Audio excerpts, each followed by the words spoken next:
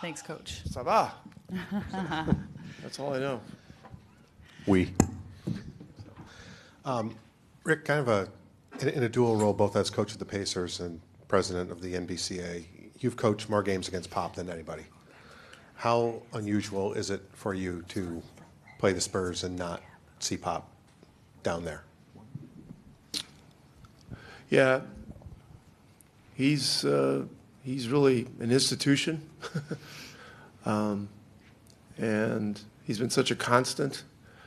It's different not seeing him, but I've had some communication with him. He's doing better all the time, and the hope is that he'll be back. In his stead, Mitch is doing a terrific job with the team.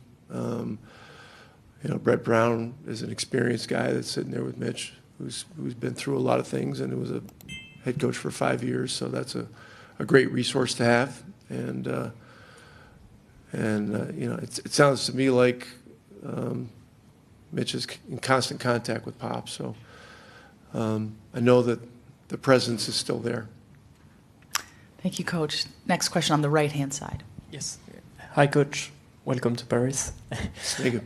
Could you tell us about Pascal Siakam? What does he bring to your team, and what are you waiting from him? Well, has great versatility as a player. Plays both ends of the floor very well. Offensively, he is a playmaker at 6'9". This year, he's shooting the ball from three better than he ever has. He shoots it, he drives it, he shoots mid-range, he posts, he gets to the free throw line, and defensively he has a great diversity as well. He can guard a primary player, and he's great as a help defender and a rebounder. So he does all the phases of the game at a very high level, and that's why he's been a two-time All-Star and a two-time All-NBA player. Thank you. Just in the middle here. Hey, Rick. Right here. Yeah. As you well know, you've coached a number of players from overseas, and the most famous being Luka. This isn't really about him, but what I'm wondering is, when you get a player who comes from Europe and has been through the development system that they have here, what about that experience for those players here makes them ready for the NBA, especially maybe compared to the American guys? Well, in Luka's case, he had won everything in Europe. I mean, he'd won every championship there was to win. He'd won every MVP that there was to win. And when you're playing in those European leagues, and there's great national pride involved in many cases, the limelight is so bright, the pressure is so great that once you get to the NBA, there's a great amount of pressure too, but it's a different kind, and in some ways the pressure in Europe and internationally is greater. And so in Luka's case, he was very well prepared to be a great player from the very beginning.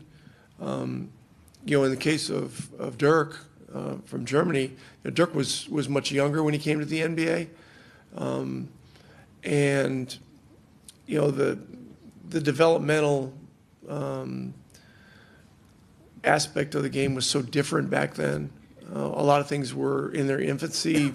Dirk had started out as a team handball player, and then he was also a guy that was playing tennis and made a relatively late decision as to whether he was going to stay with tennis or go to basketball.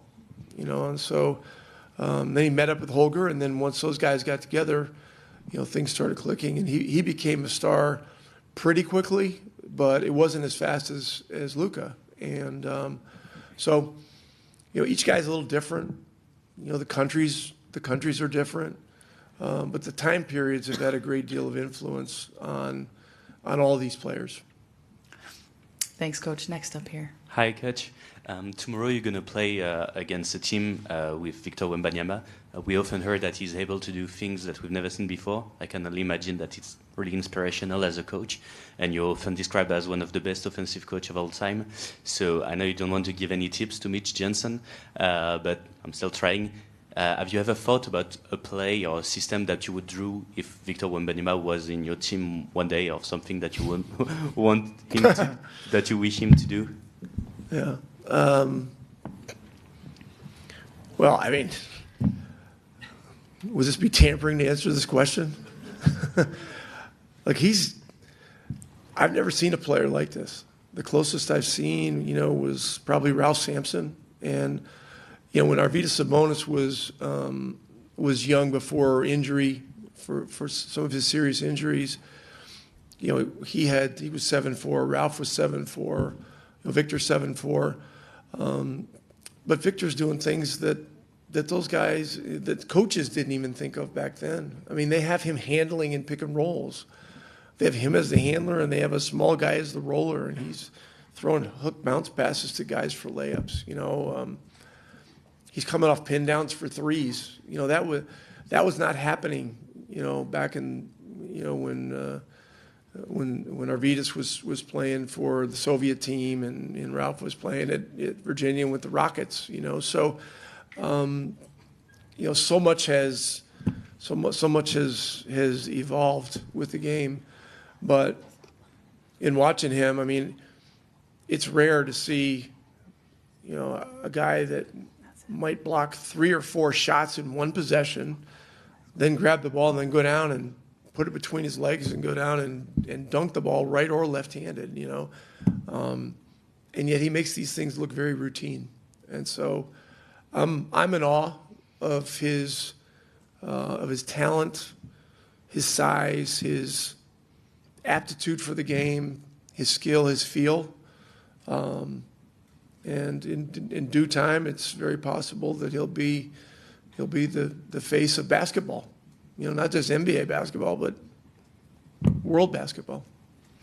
Thank you, Coach. Our final question on the right-hand side. Good afternoon, Coach. Before being a coach, you were a player. A few years ago, a long time ago. You played with Larry Bird.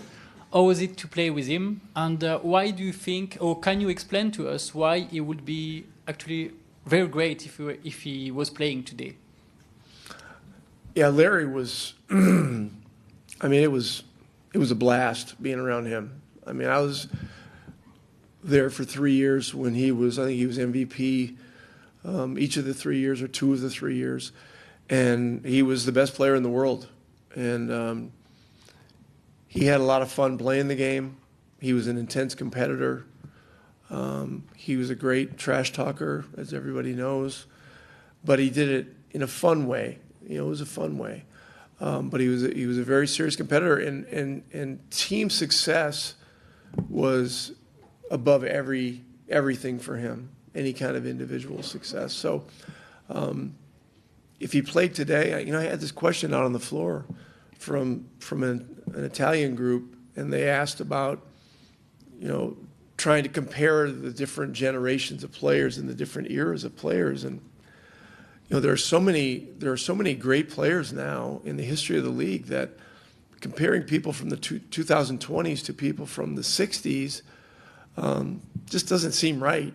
I think if you compare guys within a certain decade as you go along, those conversations to me are more realistic. I was fortunate to be to play in probably the golden age of NBA basketball. It was Bird, Magic, and then it was Jordan a year or two later. And those 3 guys, carried the popularity of the league to, on unforeseen heights. And the league is still as or more popular now than it ever was. And so those guys had a lot to do with it. But being around Larry every day for 3 years, I can't even begin to tell you how much fun that was. Thank you. Thank you so much, Coach.